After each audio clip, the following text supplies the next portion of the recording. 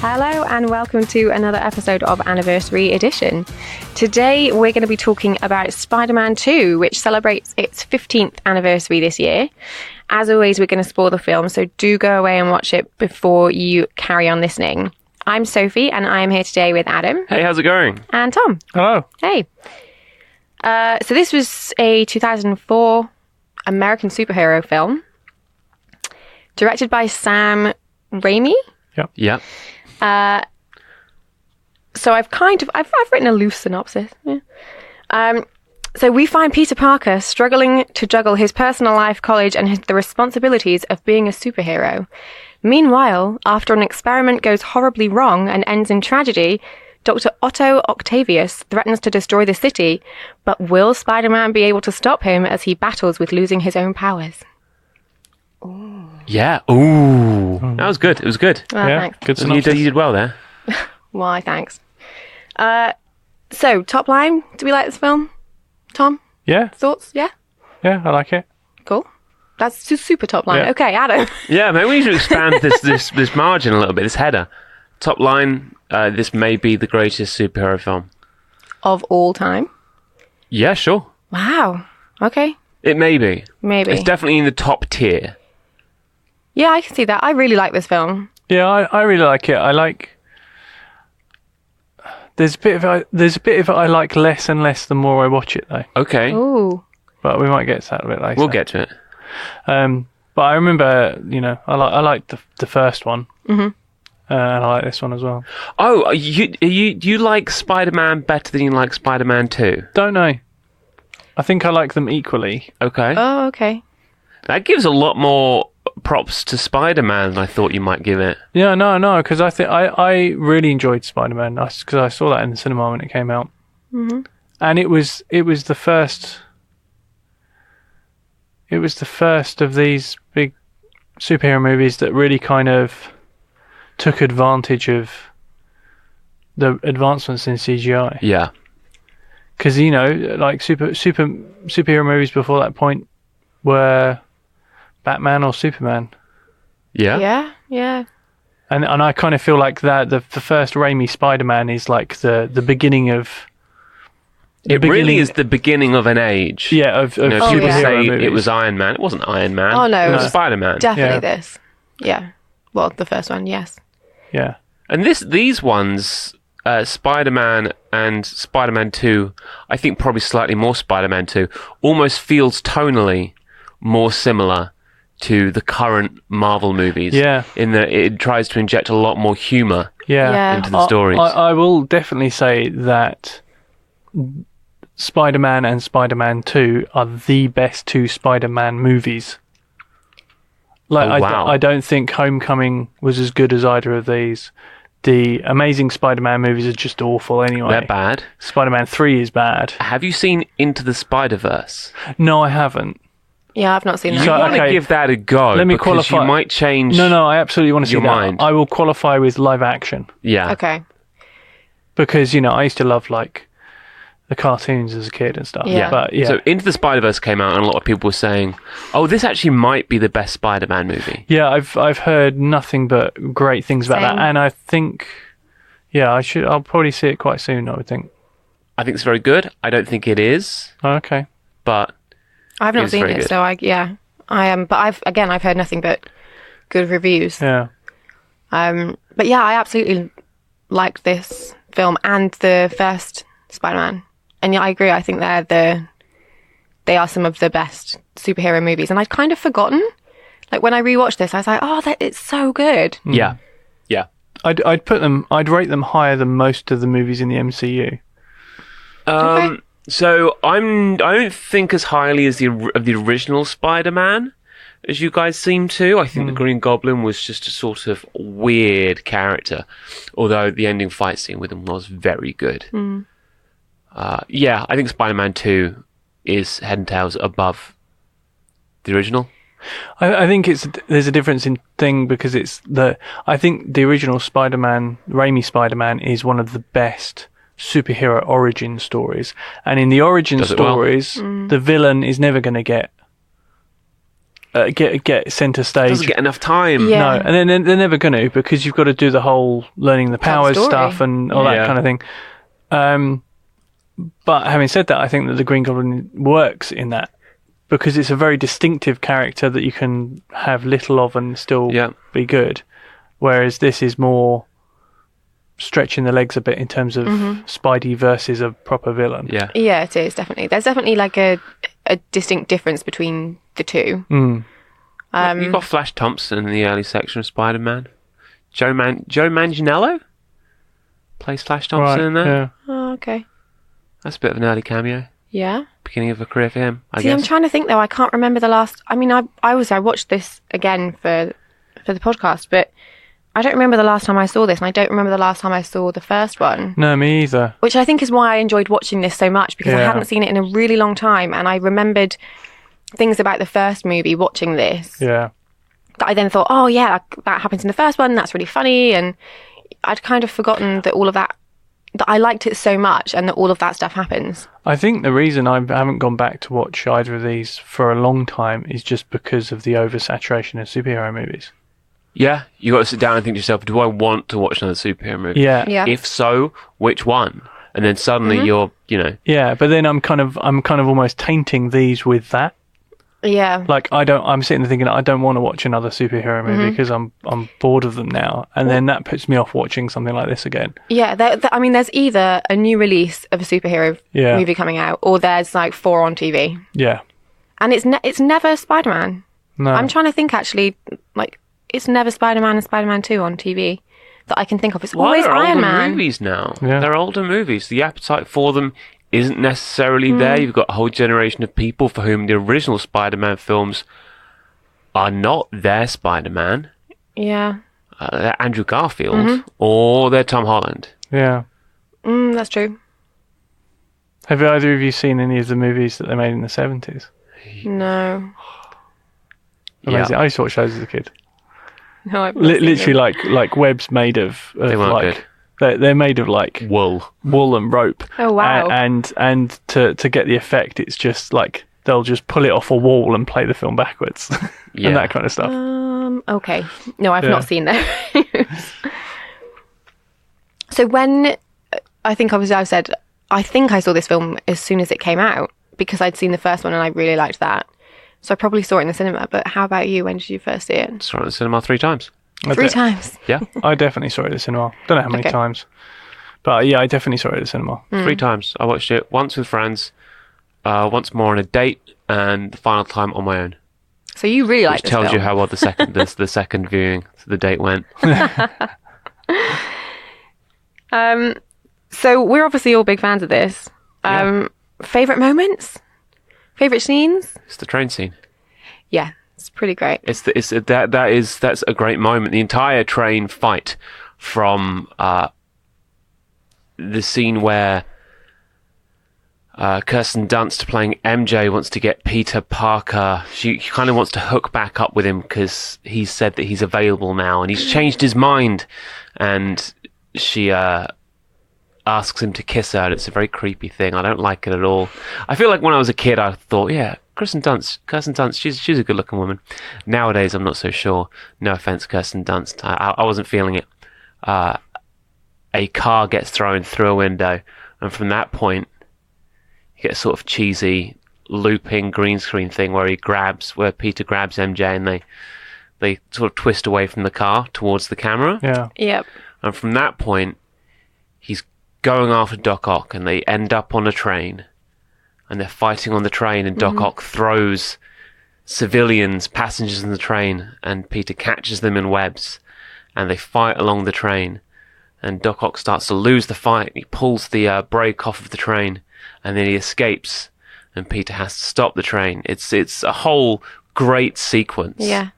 that moves with such a dynamic, in such a dynamic manner, and the way that he gets embraced by the civilians of New York Oh, it's lovely. during isn't it? that scene. It's the first time you really get to see that what the public thinks of Spider-Man is different to what the Daily Bugle thinks of Spider-Man.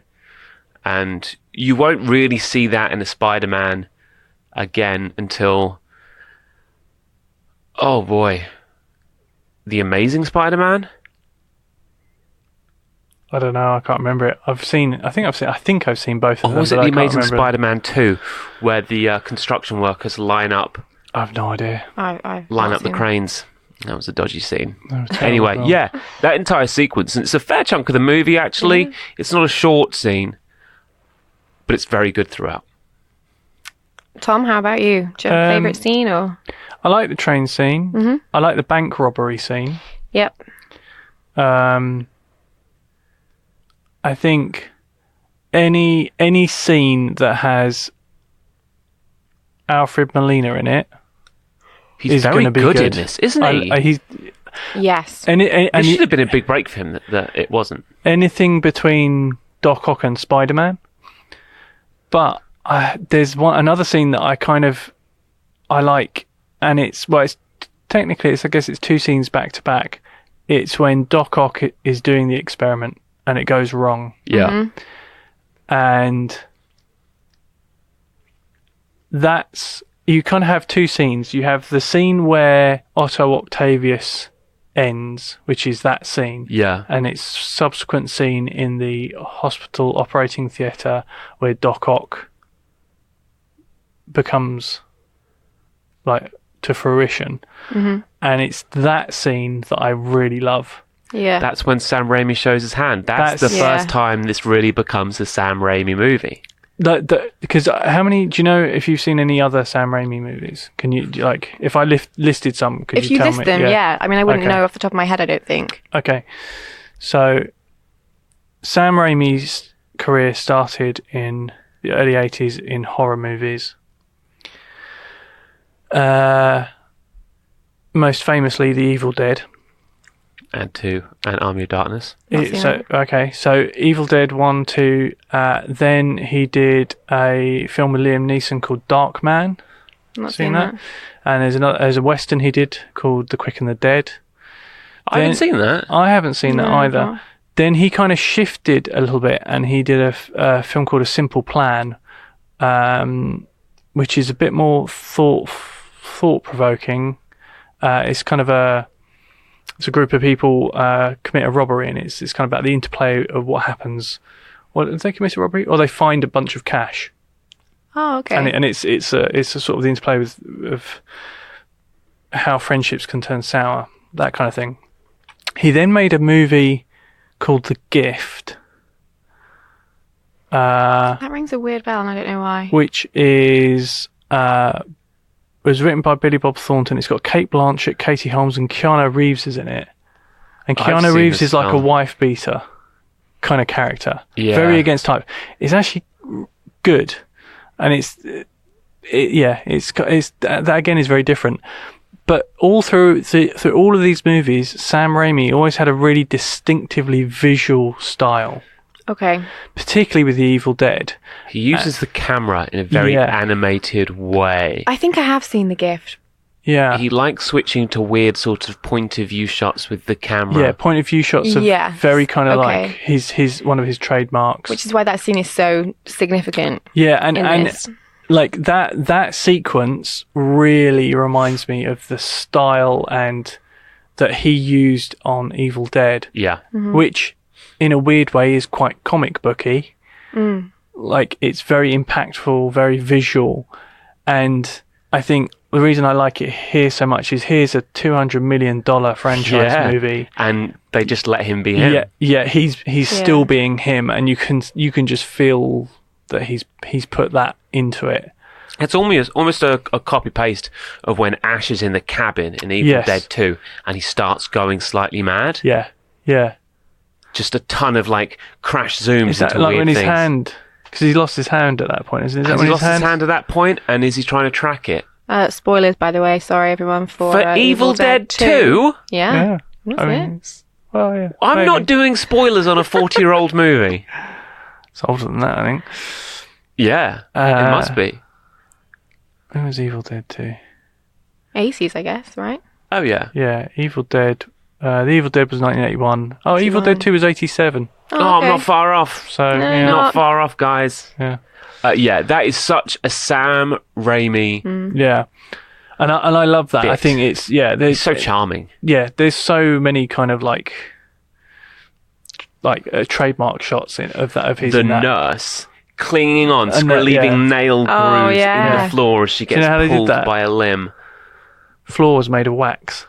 Cool. Oh, clever. Well, that's it. That's Yeah. it. That's the whole Hollywood horror thing Yeah. that Sam Raimi came from. Yeah. Yeah. That you can just use a lot of Yeah, physical things he. to make a special effect. Yeah, well, they made Evil Dead for like barely any money at all. It was like shot on, I think it was shot on like 16mm film, and it was, super cheap, low budget filmmaking. Their Steadicam was like a 3-foot plank of wood with a bolt put in it to attach the camera to the middle, Yep. and then they just held the ends of it, and just the Wow. flex in the timber took out the wobble, and they were running through the forest with it, and they did Yeah. these low angle point of view shots of the evil as it's It's this ingenuity. is literally That's how he did it. a year after Kubrick is being lauded for doing the Steadicam shots in The Shining. Yeah.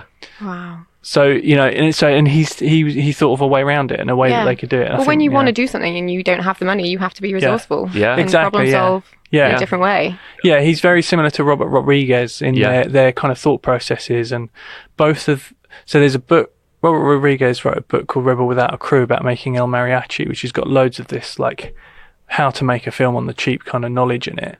And Bruce Campbell, who is the star of Evil Dead, wrote a book called If Chins If Chins Could Kill, could kill, yeah.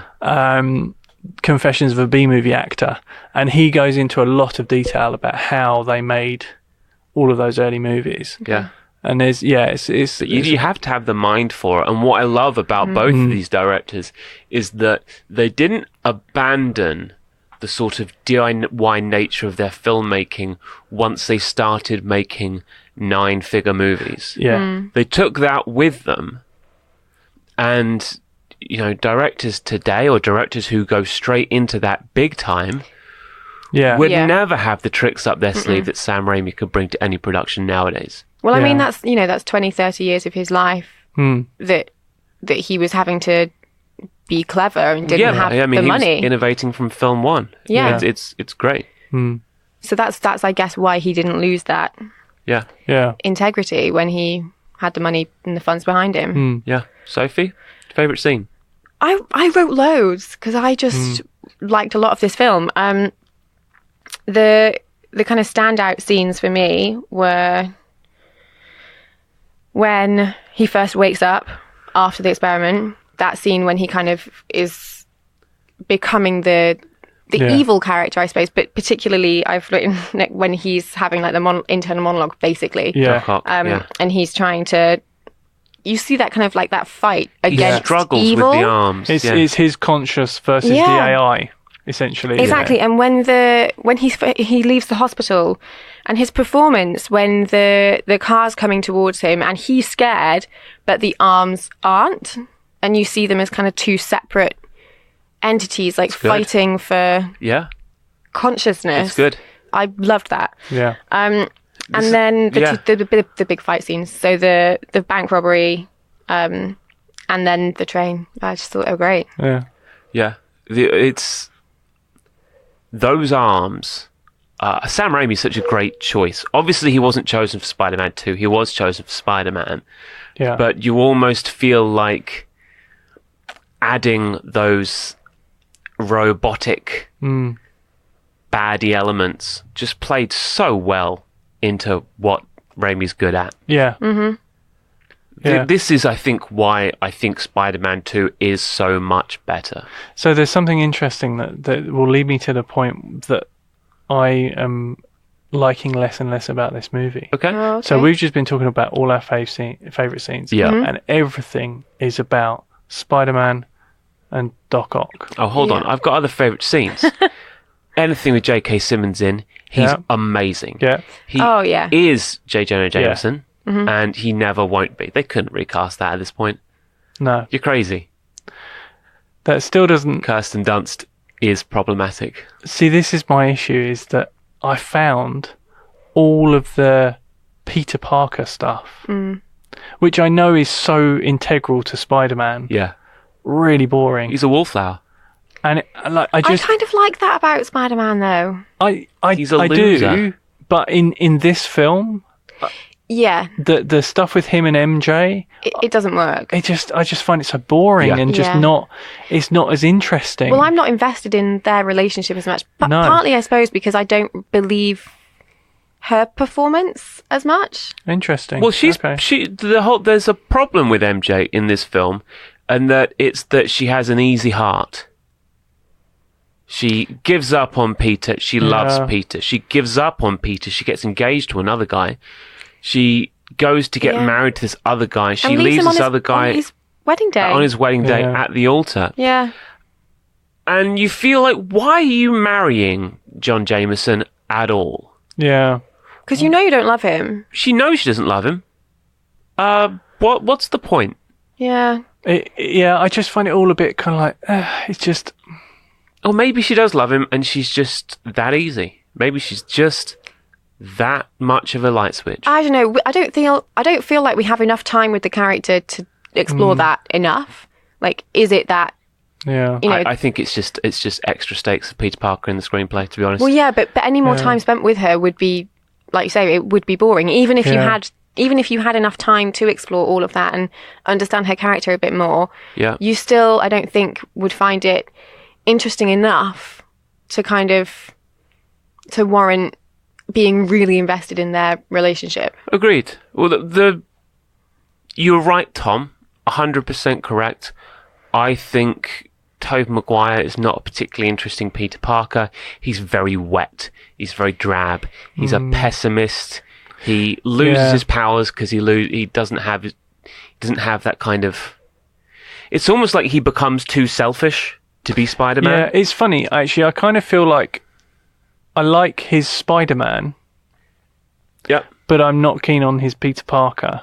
Yeah. Yeah. Whereas I think Tom Holland's Peter Parker. Tom Holland is. I was going to say Tom Holland is the best Peter Parker we've had. See, I've Yeah. not seen Tom Holland Right. in Spider-Man. He is very optimistic, very peppy. Still a loser, which is Yeah. an important distinction. Still very much a loser, but very optimistic, very peppy, very nerdy. You're right. It's the difference between an optimistic loser and a pessimistic loser. Yeah. It's someone who always thinks the right thing's going to happen, and it just doesn't quite work out. As someone who's like, it's not going to work out, Yeah. and it doesn't. Yeah. And then you have the Andrew Garfield, who wasn't a loser at all. Oh, okay. He was a pessimistic winner, which is almost worse.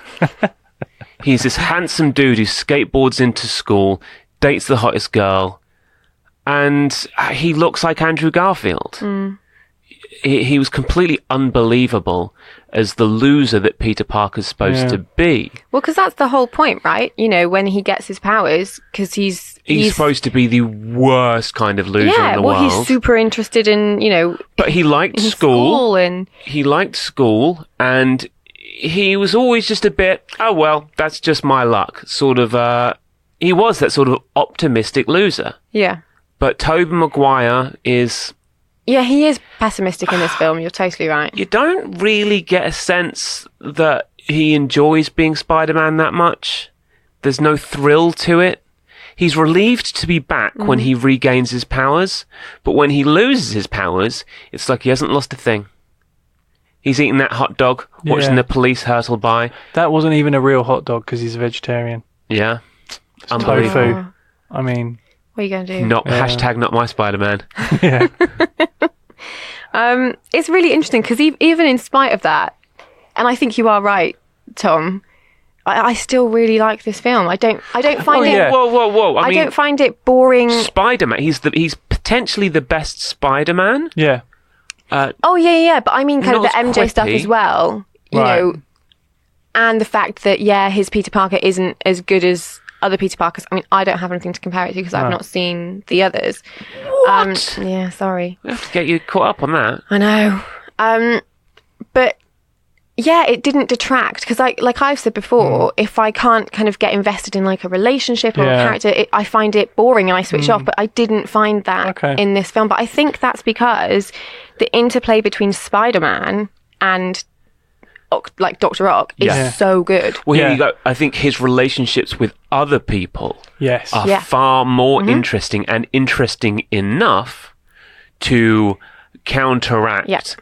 the dross that is Yeah. Yeah. Peter Parker and MJ's on and off relationship. His relationship with his best friend, played by James Franco, who, let's be real, he was a handsome dude at that. Oh my God. Yeah. What a man, babe. Yeah. What is that?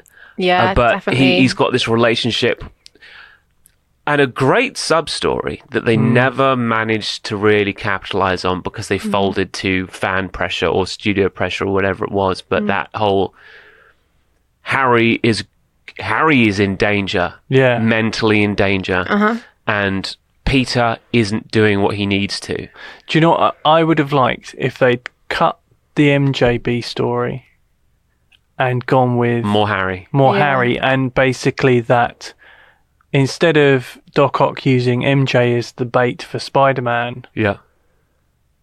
like it's not Harry making Doc Ock do that. It's Doc Ock using Harry Yes. and playing on or his playing on Harry vulnerability. or threatening him in some way. Agreed.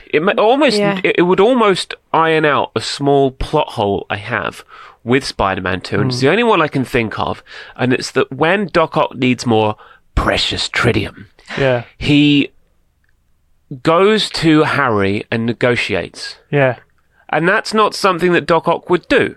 He would go up to Harry, go up to his penthouse, and take it. he would take it. Yeah. But He would threaten Harry with his life unless he gives it. And when Harry says, "Talk to Peter," you get Peter to tell me who's Spider-Man or whatever it Yeah. is, and I'll give you the tritium.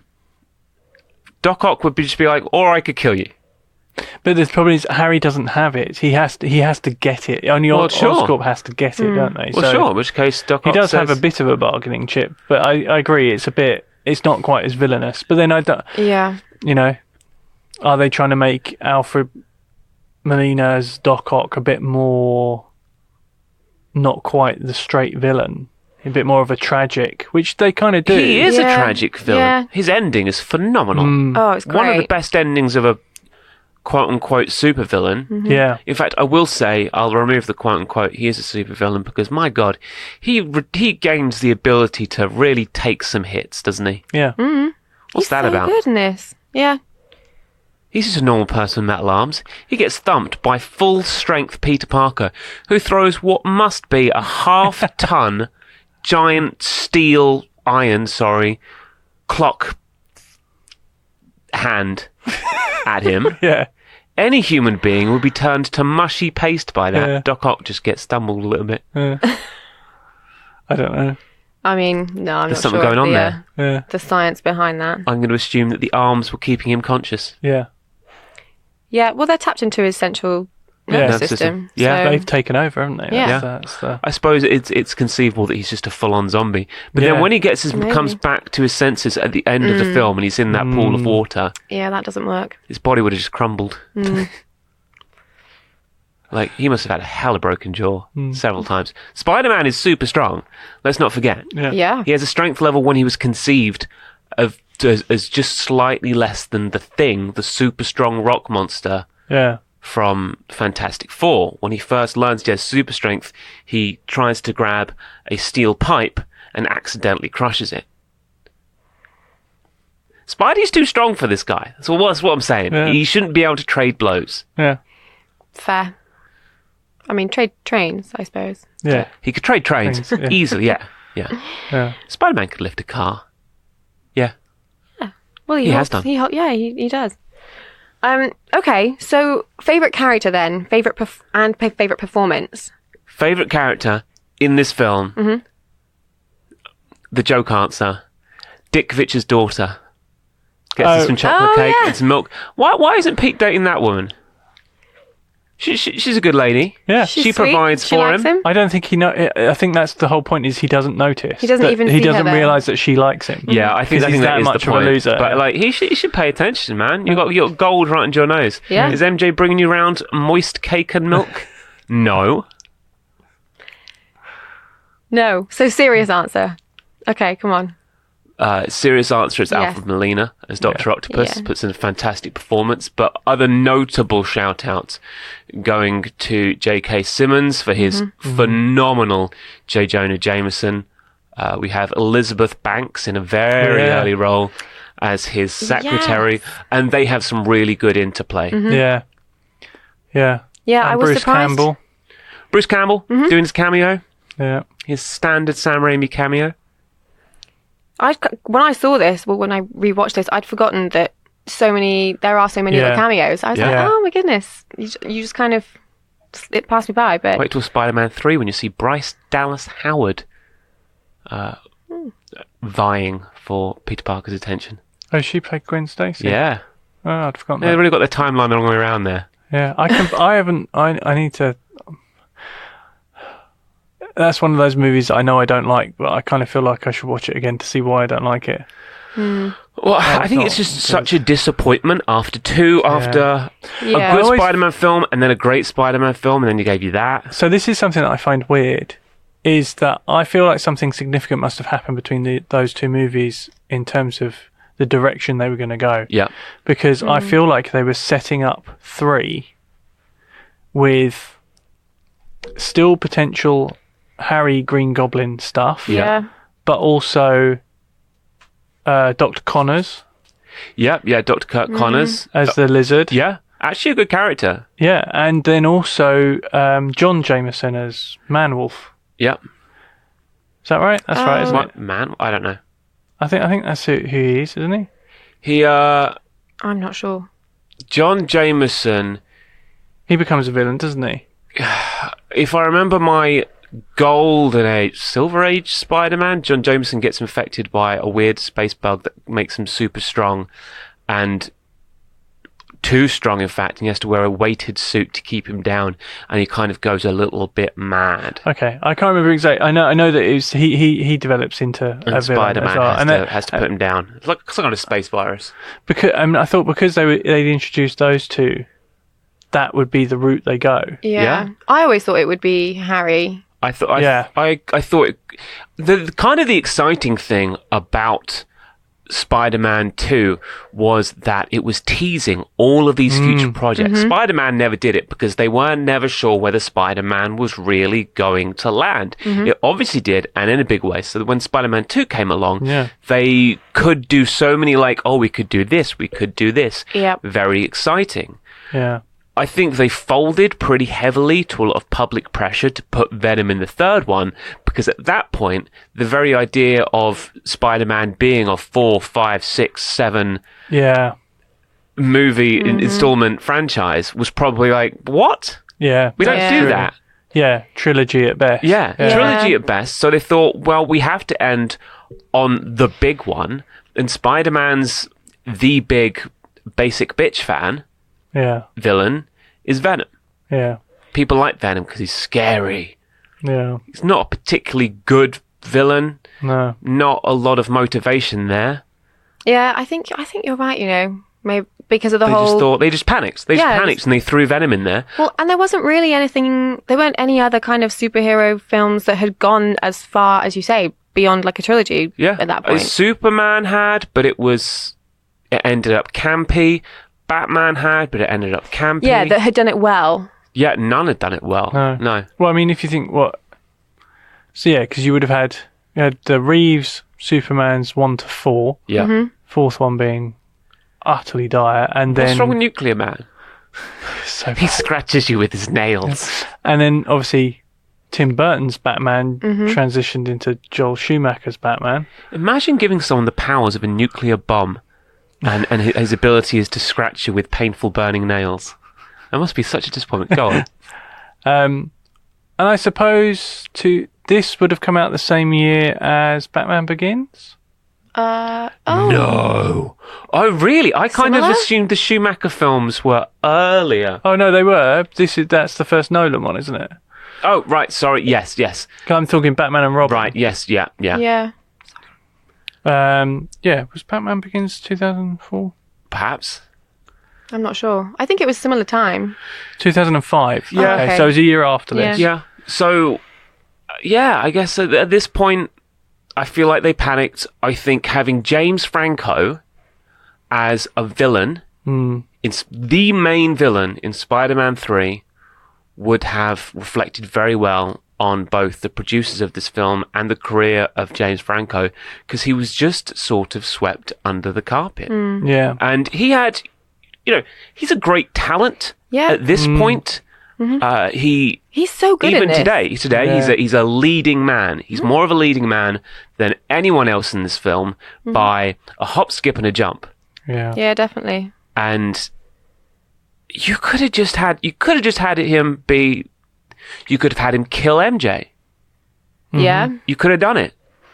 You could have had the Green Goblin do what the Green Goblin do, which is throw Spider-Man's girlfriend off of a bridge in New York City and make Spider-Man kill her by saving her. It's such a great storyline. You'd have to use MJ instead of Gwen Stacy, but it would have been so much cleaner and also set you up and make you want a fourth one. Yeah. Rather than Yeah. rush out a Venom movie that you haven't built up, you haven't teased particularly well, Yeah. and you can't really. They didn't even cast it well. Well, I mean, remember- he's in Spider-Man 3 as New Goblin. Yeah, right? But- he is, Yeah, but he's but sort he's of like a just- bit part character Yeah. in exactly the same way that Dane DeHaan is in Amazing Spider-Man 2 as the Green Goblin, as a sort of weird bit part character. All right. I don't remember that in there. Oh, he looks I like kind he's of been feel blown like up. It looks really weird. they should have had. It should have been New Goblin as the main villain with the Lizard as like a bit of You a. don't need two villains, though. You really don't. No, but they wanted to make it bigger and better, right? So that's what they were going to do, regardless. That's the way I would have gone with it. Yeah.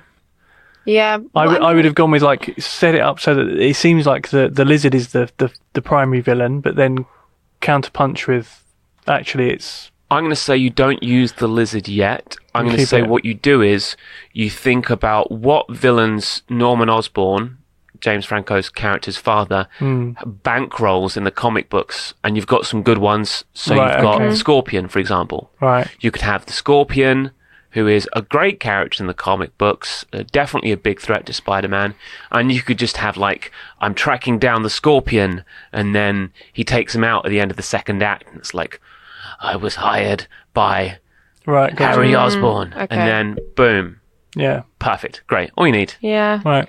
Well, because for Cleaner. me, I never watched I did watch the cartoons, I think, when I was little, but Oh, they were so good. never religiously.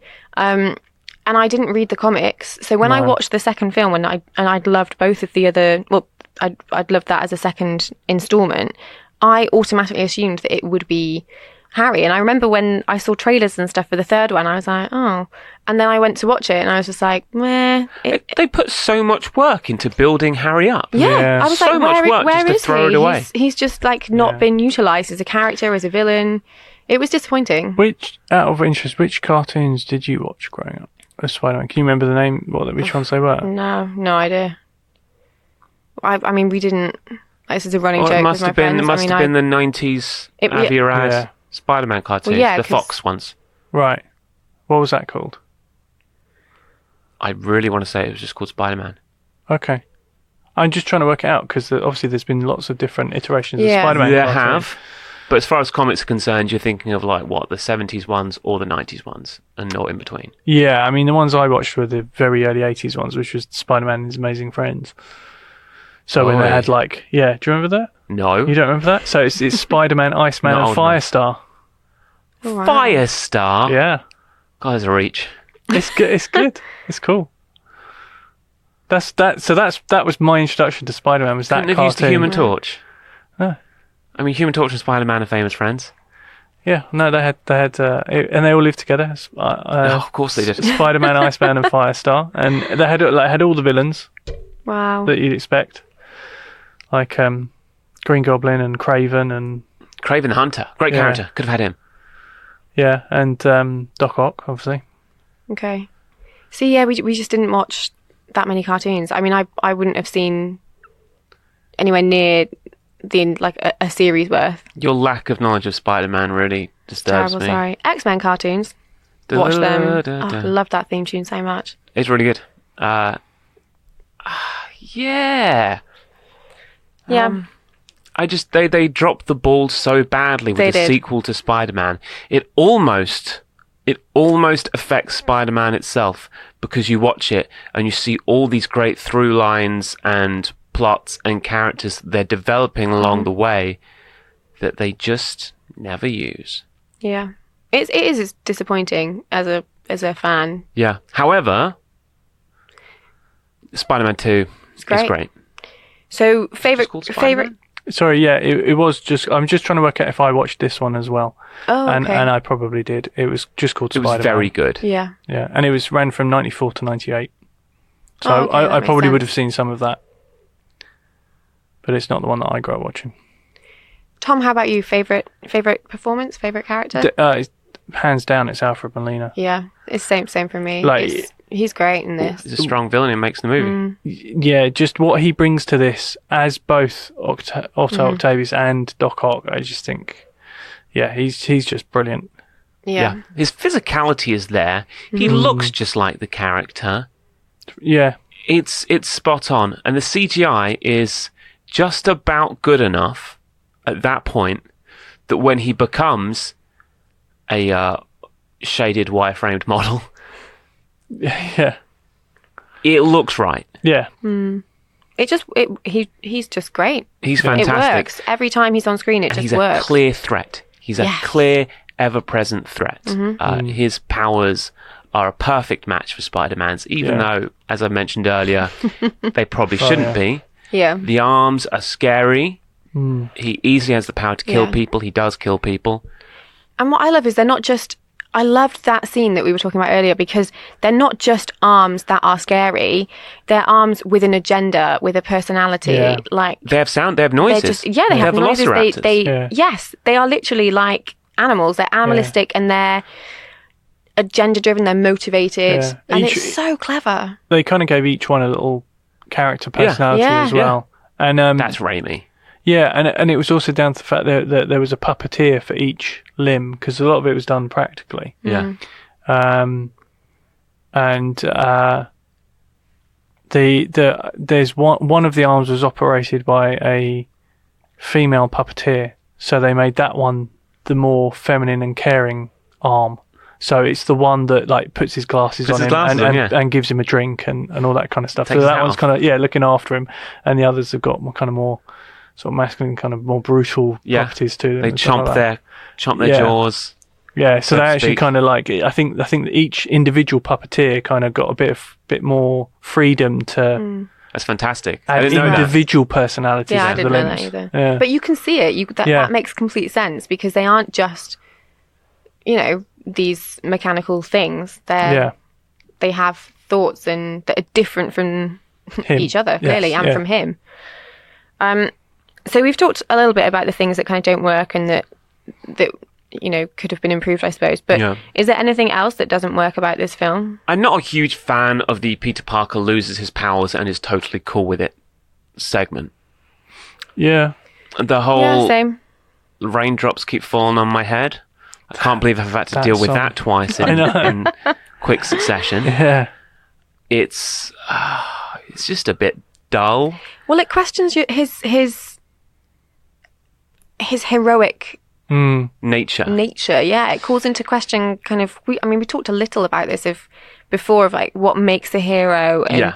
why is someone heroic. And I'm going to make a Buffy reference here, but there's an episode where her Watcher she has to be tested basically, and she has to have Yeah. her powers taken away. Yeah. And she can't deal with it. She can't deal with being she says just a girl Yeah. who can't fight back when she knows what goes bump in the night. Yeah.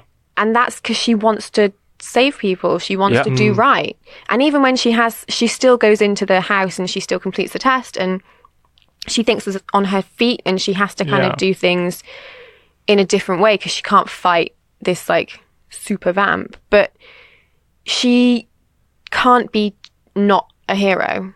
Yeah, and that's the thing. It's not the powers that make you the hero. It's how you use them. It's what Yeah. you do with them, and that's my only issue with this Yeah. in terms of the heart of the story. And, I mean, I get the whole like with great power comes great responsibility Yeah. thing is what they're trying to ram home. But you're right. It's like Spider-Man is he like Peter Parker should always be a hero. Yeah. So this is the difference. I'm going to go back to talking about the 3 Peter Parkers we've seen in movies. Right. Yeah. We have our current Peter Parker, Tom Holland, who is a hero because he feels like it's the right thing to do. Yeah. We have Andrew Garfield, who is a hero because it seems cool and he likes being cool and famous. Yeah. And then we have Peter Parker in the original Spider-Man films, who just seems to do it because it's an obligation. Yeah. It's an obligation that he doesn't particularly enjoy. No. He's doing it because his dead uncle tells him to. Yeah, And he he's has this just dream duty-bound. sequence where he That's- just feels like, Yeah. oh God, it's something I actually just have to do. Yeah. And he says it so many times throughout the film, like to MJ, he's like, oh, there's this thing that I thought I had to do, but actually I don't have to do it anymore. Yeah. Yeah. And it's like, well, no, but you shouldn't be okay with not feeling like you have to do it because you are supposed to be a superhero. Yeah. And like you say, Tom, like it's not just because of your powers. Yeah. So there's a character failing in their Peter Parker here. Definitely. And it doesn't make him someone that you want to line up behind, unlike the Tom Holland Peter Parker. Because that's the thing. I kind of see like I can imagine. I mean, a lot of filmmakers are probably going to look at this superhero thing. I want to add depth to it. I want to push these characters. I want Yeah. to make these real people. I want to do Yeah. something with it. And it's kind of like, okay, that's the way they chose to do it, as opposed to perhaps losing some powers but still needing to be the hero, Yeah. like the Yeah. Buffy episode you talked about. Like that's probably a more interesting thing to explore Yeah. than, oh, I can't shoot webs anymore. Never mind. Yeah. Oh, cool. I'll just go Great, see I my can friend go. in a Yeah, play. I can go and I can date this girl Yeah. that I've fancied forever now. Yeah, you Great. don't have to You make know. someone less of a great person to add depth to Yeah. them. Yeah, absolutely. Look at Tom Holland.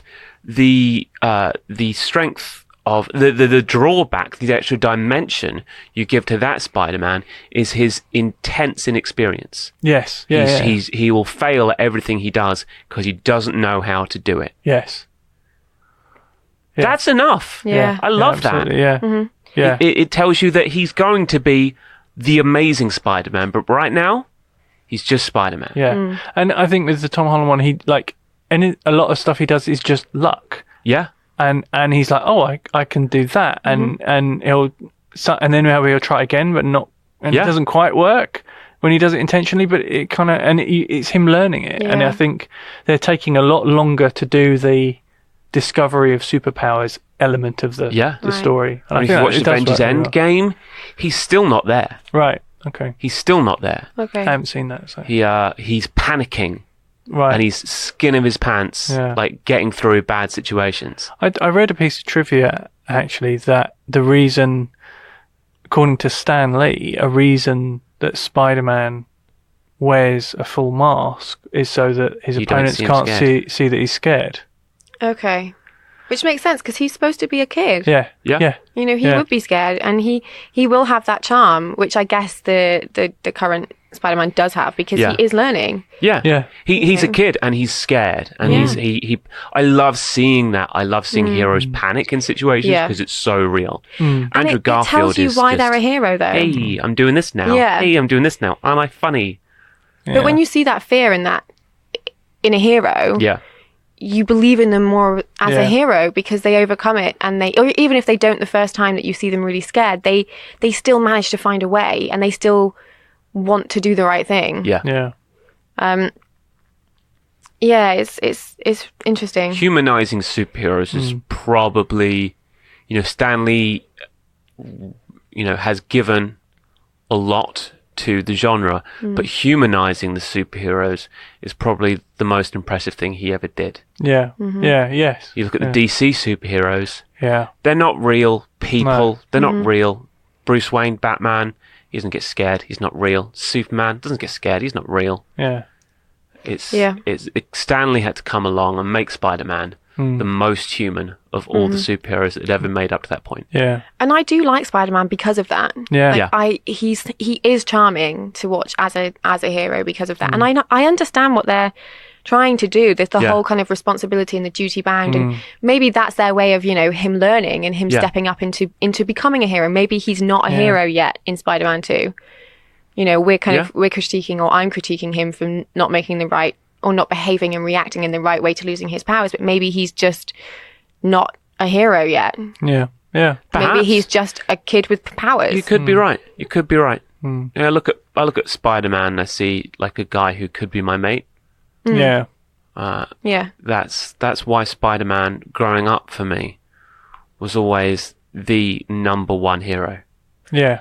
Yeah. I did write that when I was kind of making notes and making sort of notations of like favorite moments. I love that he lives in a really small apartment and that he's he's struggling to make rent, and he does his washing in the laundrette and has to quickly put his mask in the bag. Like it's nice because he's a young kid and he's learning, and he's not he's not got the money behind him. He's not Batman. He's not got all these gadgets, and it is a charming thing about Spider-Man. But yeah, it just doesn't resonate. Yeah. You Quite said right. struggling to pay his rent. I just remembered the opening scene when he needs to deliver pizzas. He has to travel 42 blocks in 7 minutes. Yeah. 42 blocks in 7 minutes in the middle of the day. Yeah. And the receptionist is a Deschanel. I can't remember which one. Yeah, not Zoe. Not No, Zoe. the other one. Emily? Maybe. Possibly. Emily yeah. Deschanel? Yeah, she is. Yeah. Not even looking like Emily Deschanel looks. No. But how do you travel 42 blocks in 7 minutes? Surely he would have known it was completely impossible. Oh, well, yeah. I but- mean, yeah. But he tries anyway. Yeah. I even went online to try and find the average length of a city block in New York City. Yeah. And so he would have had to travel in total, up to 11.5 kilometers in New York, Yeah. Yeah, in the 7 middle of the minutes. city. No You know how chance. hard it is to travel 1 kilometer in a city like that? It's crazy. Yeah. He would have had to swing. Frankly, I'm impressed you made it there in time at all. So, is So. it a good movie? Is it still good? Yes, 100%. Absolutely. Totally. We've mentioned a lot that we don't like, maybe more that we don't like than we do like, just because we like sort of commenting on what's a bit odd, what's a bit off about this film. What would we fix Yeah. if Sam Raimi would have come to us back then and said, I've got this film, would you look over it and just give me a couple of notes? We'd have... Because that's what happens I all would the have time. loved Obviously, to yeah. do that. But this is still and remains one of the greatest superhero movies ever made. If you are listening to this and you haven't seen Spider-Man 2 and ruined it for you, then if you're a fan of superhero movies, my God, you're missing out if you haven't. Yeah. Like I said at the beginning, I would rate this higher than the majority of the MCU. MCU. Oh, yeah. Yeah, easily. It's top. Yeah. It's up there with Thor Ragnarok and Yeah. Captain America Winter Soldier. And that's it. It's Really. great. Yeah. Definitely recommend this. It's extremely exciting. Yeah. It It's has... funny. It's very light on fat. Yeah, but and I think that's what. And then the MJ stuff that feels like it's the fact. It's supposed Yeah. to... It's I can see what it's a what it's supposed to do, romantic but plot that Yeah. does have a beginning, a middle, and an end. Yeah, just yeah. well, and I guess the way the first film set up is that you do want them to be together. Yeah. You know, they have that kiss, and she's in love with Spider-Man, and Yeah. you're like, okay, we'll make it go somewhere, Yeah. but it just doesn't kind of. Do you think there was supposed to be a Spider-Man 3 when this film went into production with the script it had? No. This film went into production before the script was finished. Well, yeah, I mean, sure.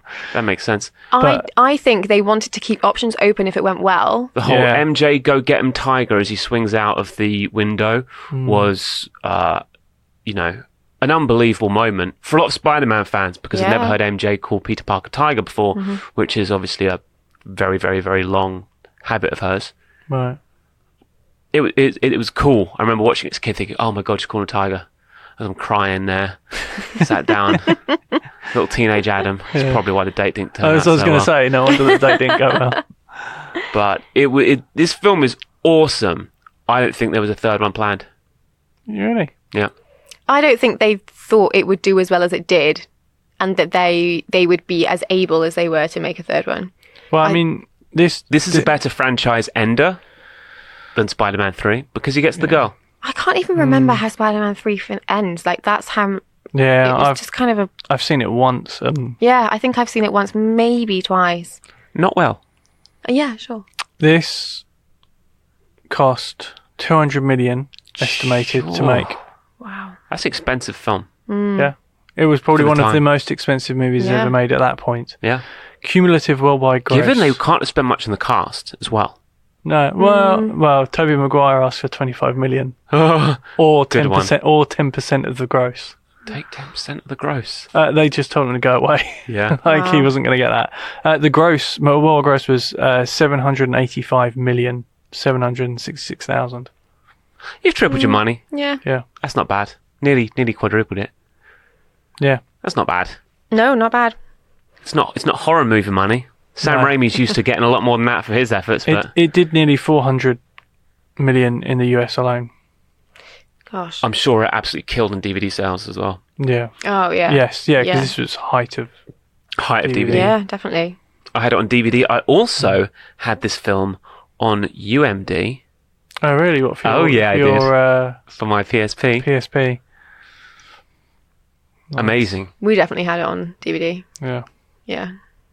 All right. So, that's a wrap on Spider-Man 2. That's Rapid Spider-Man 2. It's amazing. 5 stars. Go 10 out watch of 10. it. Go watch it. Um, It's got a 7.3 out of 10 on IMDb. Yeah. That is not as high as you think shocking. it's going to be. My God. What's the first one got? 7.3. Wow. You know, just the okay. poster in of Spider-Man 2. It's this great shot of Spider-Man holding MJ. Yeah. She's got sort of a weird arm curled around onto his Yes. back. Yes. But there's a tiny reflection of Dr. Octopus In in his the eye. lens In of his his- eye. yeah. It's very ominous Great. and very cool. Yeah, it's a great It tells a poster. whole story with just one close-up. Well, we have no superheroes and no villains next week. No! Sorry. We have cars. Okay. So we are going to be talking about The Italian Job. Michael Caine's a superhero in his own right. They're maybe super, but they're definitely heroes and villains. I mean, yes, but He's not, certainly they're got a not, lot of stamina. they don't have Yes. spider powers. Not so much. no. So yeah, join us next week for a little chat about The Italian Job. Thank you for listening and goodbye. Bye, everyone. Bye. This podcast was recorded in the Upbeat Studio in Soho. For studio inquiries, drop us an email on studio@upbeatproductions.com. You can also find us on Twitter. Head to @upbeatprod to see what we're up to, and @upbeat_ents for our film coverage and entertainment news.